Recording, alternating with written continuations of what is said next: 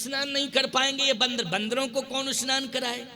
बंदर बोले वाह प्रभु राम, आपके साथ हमारी जिंदगी समर्पित है, आप अयोध्या में आ गए तो बढ़िया स्नान करेंगे, सिंहासन पे बैठेंगे, हमारे लिए ना स्नान ना जलपान कुछ नहीं। भगवान राम ने कहा पहले स्नान इसके बाद जलपान, अयोध्या की परंपरा है। अच्छा बोलो, पहले स्नान फिर जलपान। लंका की परंपरा है कि जलपान ही जलपान, स्नान जिंदगी में नहीं। ये लंका की परंपरा है कि जलपान ही जलपान, स्नान से कोई लेना देना नहीं है। ये लंका की परंपरा। अयोध्या की परंपरा पहले स्नान इसके बाद जलपान।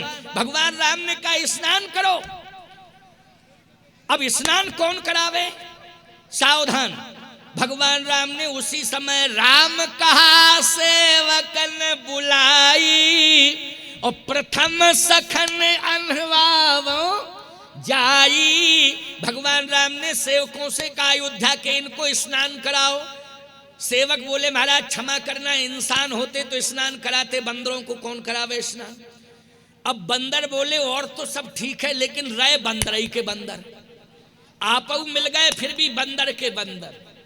क्या मतलब निकला? अयोध्या आ गए फिर भी बंदर के बंदर। आपका काम बन गया बहुत बढ़िया, हम फिर भी बंदर के बंदर। हमें क्या मिला? सेवकों ने कहा कि बंदरों को स्नान नहीं करा सकते हैं, इंसान होते तो स्नान करा देते। भगवान राम ने कहा चिंता मत करो, इन बंदरों ने एड़ी चोटी का पसीना एक किया है हमारे साथ, सफलता भी इन्होंने दिलाई है, इसलिए चिंता करने की जरूरत नहीं है। राम में और रावण में यही अंतर है। क्या अंतर है? भगवान राम ने कहा रावण की संस्कृति यही है कि रावण इंसान को पशु बना देता है, लेकिन राम की संस्कृति यह है कि पशुओं को राम इंसान बना देते हैं। ये राम की संस्कृति है। भगवान राम ने नक्शे सिकटक बंदरों को देखा तो गोस्वामी जी कहते हनुमदादि सब बानर बीरा, ओ धरे मनोहर मनुज शरीरा। जितने बंदर थे सब सुंदर हो गए। बंदरों ने कहा गजब आनंद आ गया, सब सुंदर हो गए। देखो इतना बड़ा प्रमोशन मिला अयोध्या में आके कि थे बंदर और क्या हो गए? सुंदर। मैं कहता हूं इंसान भी बंदर है, तुम भले ही इंसान हो लेकिन बंदर हो।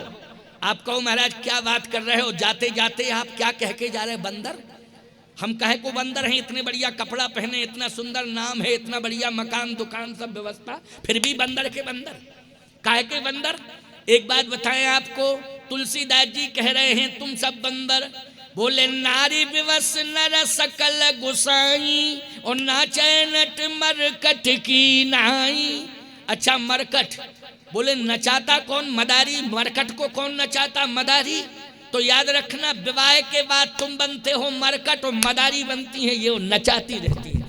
बैठे बैठे क्या कर रहे हो? बाजार जाओ सामान लाओ। बैठे बैठे क्या कर रहे हो? ये कपड़े लाओ। बैठे बैठे क्या कर ये लाओ, और तुम नाचते ही रहते हो। बोलो नाचते रहते हो कि नहीं? लेकिन याद रखना जैसे रामादल में जो बंदर थे राम ने उनको सुंदर बना दिया है, इसी प्रकार से इस कलिकाल में तुम सब बंदर हो, लेकिन राम कथा सुन सुन करके तुम सुंदर हो जाओगे। तुम्हारी जिंदगी सुंदर हो रही है, इसलिए राम कथा तुम्हें सुंदर बना रही है। बोलो राम कथा क्या बना रही है? सुंदर बना रही है। तुम सब सुंदर हो गए हो, और जो नहीं आए कथा में वे बंदर के बंदर, वो बंदर के बंदर हैं। बोलो हैं कि नहीं बंदर के बंदर? लेकिन तुम सब राम कथा में सम्मिलित हो गए हो। सब क्या हो गए हो? सुंदर। सब सुंदर सब विरुज शरीरा, अल्प मृत्यु नहीं कवनो पीरा। सब सुंदर सब विरुज शरीरा। सारे लोगों की निरोगी काया भगवान रखेंगे। भगवान की कथा औषधि का काम करेगी। बस कथा पीते रहना। पेयम पेयम श्रवण पुटके राम नामाभिरामम पियो पियो। क्या राम नामामृत पियो, राम कथा मृत पियो, भागवतामृत पियो।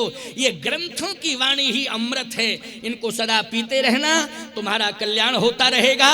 ये जितने भी बंदर थे हनुमदाद सब वानर वीरा, धरे मनोहर मनुज शरीरा, सब सुंदर हो गए। भगवान ने कहा सेवकों से अब तो स्नान कराओ, अब क्या दिक्कत है? सेवकों ने कहा अब कोई दिक्कत नहीं।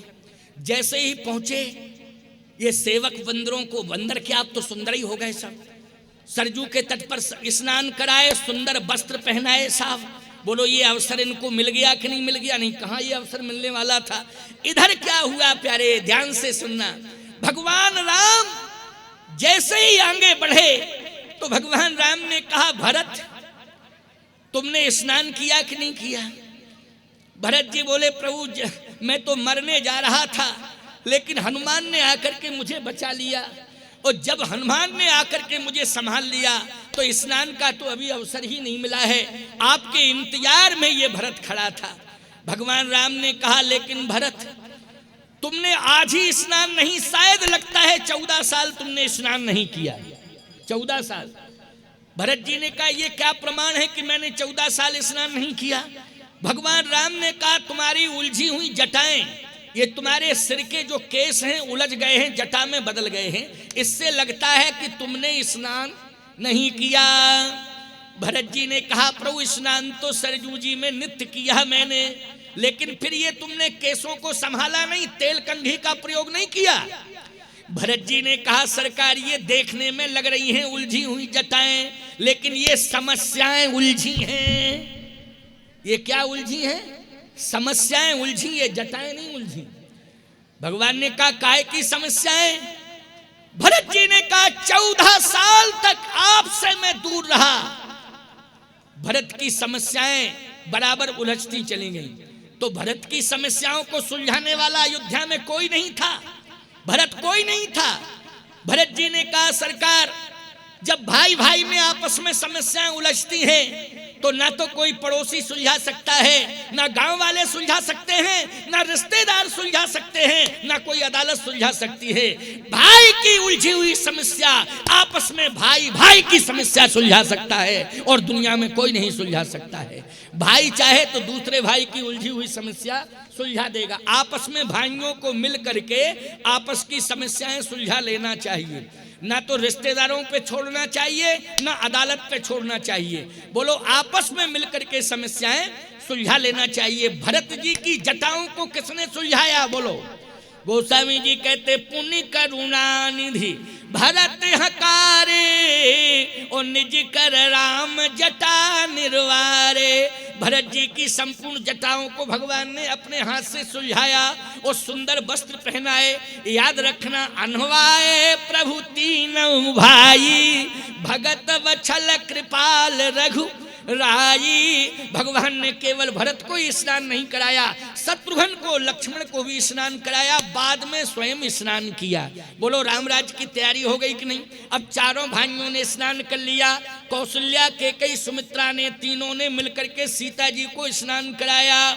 सादर सासुन जान कहे मज्जन तुरत कराए, दिव्य बसन बर भूषण ही अंग अंग सजे बनाए। तीनों सासों ने बहू सीता को स्नान कराया, और जब सीता जी ने स्नान कर लिया, राम जी ने स्नान कर लिया, तो गोस्वामी जी कहते हैं, वशिष्ठ जी बोल पड़े, सब दुज देहो हरस अनुशासन, और बैठे हैं रामचंद्र सिंहासन।